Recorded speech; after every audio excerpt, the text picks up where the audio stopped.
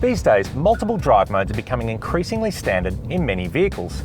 In this Mini Cooper S, for example, there's three. A normal mode, well, it's self-explanatory. A green mode for more economical driving, but it's the third one, the sport mode, that we're going to test today.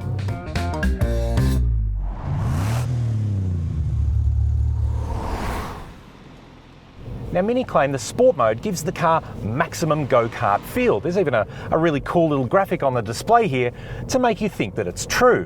But is it? We're going to meet Car Advice's regular Go Fast guy, Dave Zalstein, at a track to find out.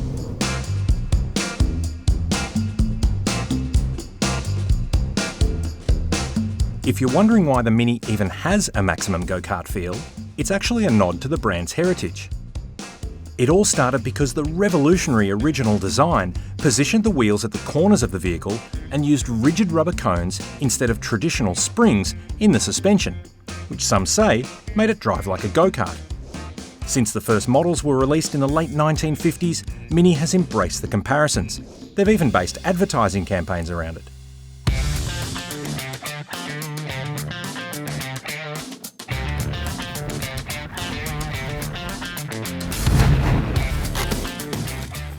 Morning. Nice entry. I'll do what I can.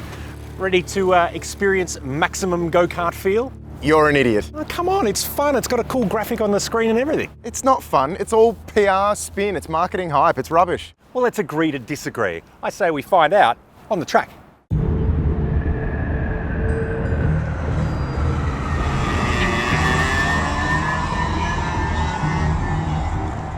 Huh? What? Go-karts. Yeah, I can see that, but why are we here? A race. A go-kart race? No, I want to prove to you that the whole maximum go-kart feel thing is rubbish. So you'll be driving the Mini and I will be driving that. That? Are you for real?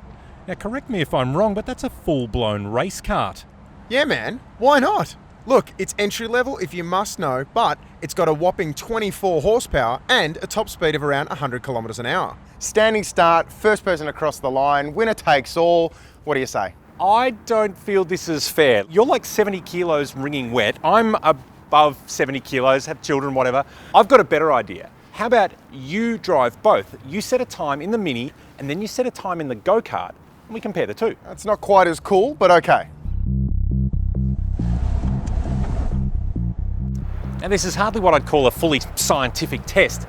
And to be honest, I'm not sure how the Mini's going to go against the go-kart on its home turf, but I'm pretty keen to find out. A car on a go-kart track? You got to be thinking the go-kart's going to take this. All right, sport mode on. Standing start, flying finish. 3, 2, 1, go. Bit of wheel spin there, but we're okay. Sounds good. Oh, this, gotta say, it does feel a little bit big. Will it be quicker than a go-kart? It steers, but it also understeers, and I don't think a nimble little go-kart, get around, is gonna do the same. Now, it's really funny, a Mini's not a very big car, but this track makes it look huge. Once you're moving along, it's not slow. Watching the Mini through there, you can really see it sort of slow down in the corners and then pick up a lot of pace on that straight. Wardy's ready with the stopwatch. We're done. Nicely done. Thank you. How was that? That looked fun. Yeah, it's no go-kart though. So you want to know your time? Yeah, of course. You'll have to wait. Well, does this mean I get to drive the go-kart? Yes, it does. Awesome. Now, before we get the go-kart out, here's a bit of quick maths. The kart's got a 100cc two-stroke engine with 18 kilowatts and it weighs roughly 80 kilos, giving it a power-to-weight ratio of 225 kilowatts per tonne. The Mini Cooper S with its 2-litre turbocharged four-cylinder has 141 kilowatts and tips the scales at 1150 kilos, meaning 123 kilowatts per tonne. But adding Dave into the mix, who weighs roughly 70 kilograms in both of the vehicles, well, it changes the weight disproportionately between the go-kart and the Mini. Put him into the picture and we end up with a go-kart with 120 kilowatts per tonne and a Mini Cooper with 116 kilowatts per tonne. which means it's a pretty fair fight. And to be honest, I don't know what's going to happen next. Let's find out.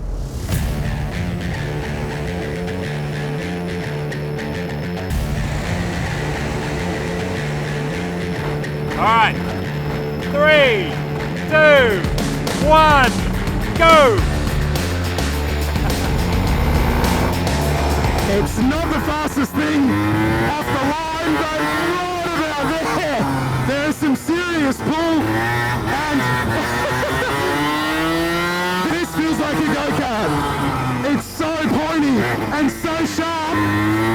Well, I can tell he's having a lot of fun out there, but the biggest thing you really notice of the kart, above that screaming engine, is just how much speed it holds through the corners. This is where the Mini really bogged down through the tighter bends.